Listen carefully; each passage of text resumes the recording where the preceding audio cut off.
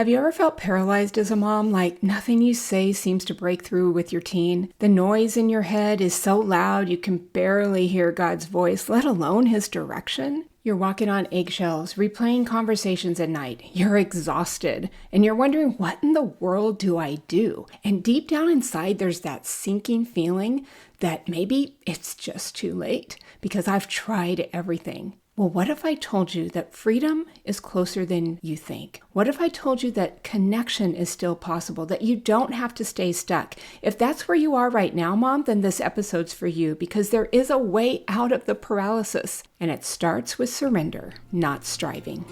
Do you long to build lasting connections with your teenager and have conversations that build trust instead of conflict? Welcome to Connect with Your Teens. I'm Terry, a mom, tutu, which is Hawaiian for grandma, and communication coach who went from feeling dismissed and shut out by my teens to becoming a valued and trusted person in their lives. I help moms like you reconnect, speak in ways that invite peace, and create conflict-free conversations, all guided by grace and anchored in God's love. Grab a latte or a favorite cup of tea, and let's get into the heart of it.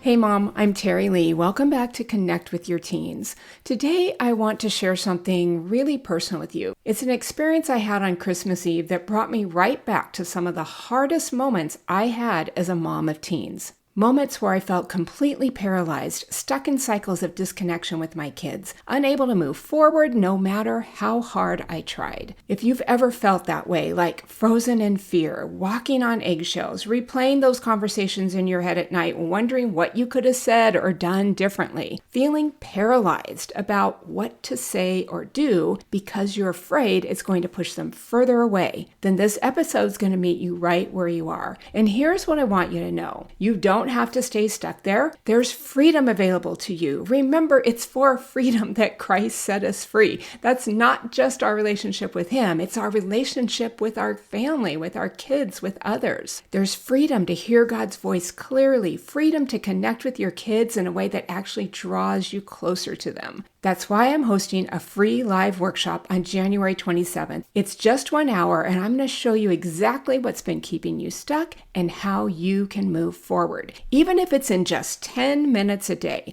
Whether your kids are teens, young, adult kids, it's for you because I've got tools that are going to help you in any facet of life you are with your kids. So grab your spot. The link is in the show notes, and it's on my socials. So Christmas Eve, I had an MRI on my jaws. When I walked in, the room was chilly. The technician tried to put me at ease. He set the stage of what would be happening. He said to expect loud noises, and then he proceeded to roll up 2 earplugs, tiny earplugs, mind you, very tightly for me to put in my ears. Now, these were supposed to muffle the noise of that loud pounding MRI machine. Just saying. I think noise-canceling earbuds are in order here, MRI people. He continued, and he talked about the importance of lying still so that the images were clear and didn't need to be redone. Then, I gotta give him credit, he was transparent by telling me that this was his first MRI of a jaw. Very comforting, right? But he said he would do his very best to make the necessary adjustments so there was no problem, that we didn't need to do anything again. And with the jaw, he proceeded to say that he needed both sides twice, one with my mouth closed and one with my mouth open. So he'd stop partway through and bring a tube for me to bite on for the last 2 images. He assured me that he'd be in the next room, but that he could see, hear, and talk to me via an intercom. Next, he placed a helmet on me to keep my head still and handed me this squeeze button, the get me out of here right away kind of button in case I panicked.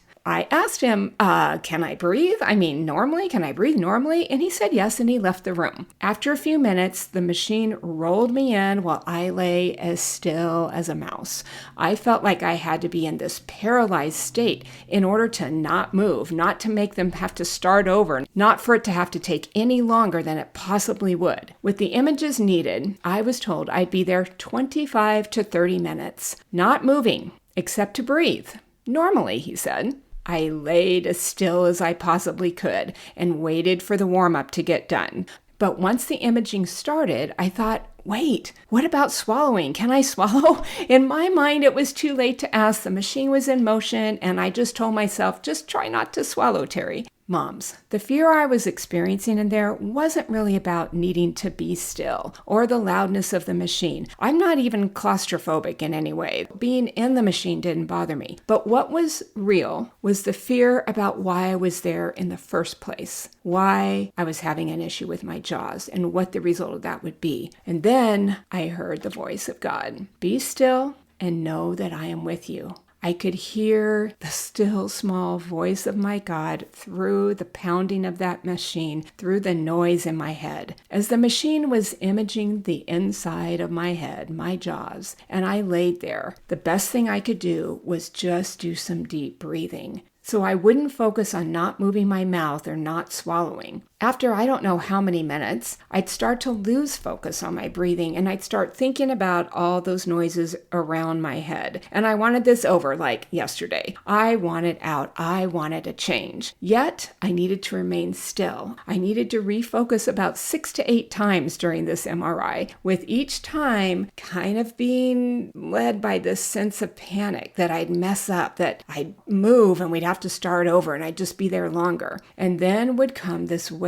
of God's peace that just said, you can do this, Terry. And the great news, when it was all done, the technician came in and he said, I did great. And he checked all the images before he slid me out. Whew, he didn't mess up and I made it through okay. Afterwards, I was thinking about how much that experience reminded me of so many times when my kids were in the teen years. I felt paralyzed. I felt paralyzed by not knowing what to say to make our relationships better. Whatever I had tried didn't seem to work, and if it did, it was only for a short time. I'd pray, I'd plan, I'd try to get my daughters to follow my lead with their chores, getting their schoolwork done on time, cleaning their rooms, for goodness sakes. I don't know about you, but those rooms were bad during those teen years. Now they all have great clean houses, so there is hope, Mom, okay? Just saying. I made attempts with my son, who's the youngest, trying to get him to engage with me in his tween years at the time, when we'd read books or do school or even over Legos, anything. But he had already begun to believe that I wasn't really available or interested in what he was into anymore. And then when my kids would open up about how they were feeling, oftentimes I'd overreact to what I heard, which I wasn't always happy that I was hearing, and that would shut them down.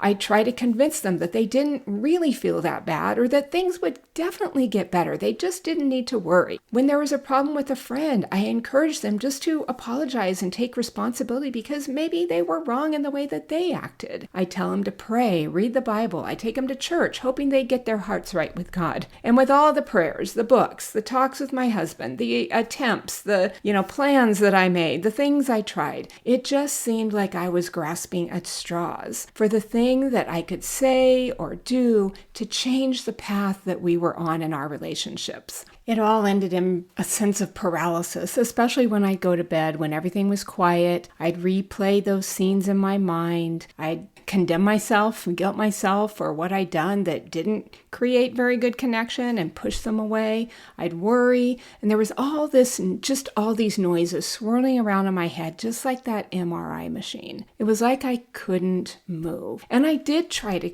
take every thought captive and surrender it to Christ. I would remind myself of his words, so do not fear, for I am with you. Do not dismayed, for I am your God. I will strengthen you and help you. I will uphold you with my righteous right hand, he'd say. I'd feel peace. It would last for a few minutes, maybe an hour. I'd finally fall asleep, and maybe the next day or even the next week things seemed better. But then something would happen again, and I was back to feeling stuck, back to feeling paralyzed, feeling like I was just failing as a mom. And those voices of doubt and despair would just ring through my mind. And it was like those tiny earplugs fighting against the overwhelming noise that I just could not stop. As I reflected back, I realized I was thinking that their actions, their feelings, were somehow about me and whether or not I was a good enough mom. It paralyzed me, and I was unable to break through these barriers that my own beliefs, my own bad communication patterns,